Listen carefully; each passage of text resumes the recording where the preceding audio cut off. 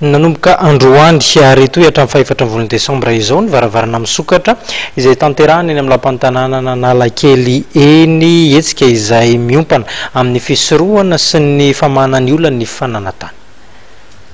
Ny 720 isanjato ny ady madio eny amin'ny fitsarana ambaratonga voalohany dia mikasika ny resaka ady tany avokoa.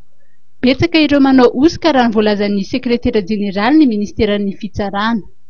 Tonga an'izay fahalalako azy satria atao amin'ny fitsarana ihany dia may betsaka le olona fetsifetsy, may be zany le manao osika, olona betsaka ihany koa tsy may taratasy, dia io no nampidirana ny notera hoe raha voavoavo le vidin'le tany na trano dia leo atao amin'ny notera mba hiarahana amin'ny osika sy ny varodroa na varotelo misy be dia be ankehitriny. Samy malagasy ohatra amin'ny tena hoe be dia be le manao osika, be dia be le manao varodroa, tany efa lafo dia mety fandroany ny osika tsy ferana intsony. Inona moa no tena andraikitry ny notera? Notera zany dia voalohany indrindra mandray ny asa rehetra momba ny fifanarahana rehetra dia manome anazy endrika toavina ary hoe authentique. Endrika toavina zany proof tsy azo lavina zany. Zay ngamba tena anjara sanay ho an'izay rehetra mila zany na tereny lalàna tsy maintsy manantona anay. Ohatra hoe ny fampivarotana mihoatra ny 20 tapitrisa dia tsy maintsy manantona notera amin'izay fotoana.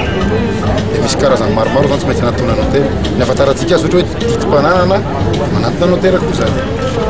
Miisa 330 ireo notera manerana nosy amin'izao fotoana izao fa hitombo hatrany io salanisa io.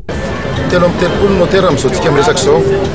Vao vita tamin'ny herinandro teo ny concours hidirana ho notera stagiaire, andraisana 30 notera vaovao.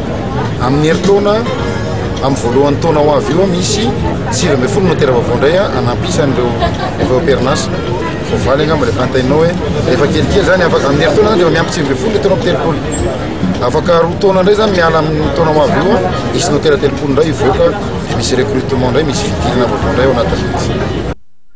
Maro ireo sapan-draharaha mandray amin'ny varavarana misokatra izay nanomboka androany mba ahafahana misoroka sy mamany olana amin'ny fananatany izay.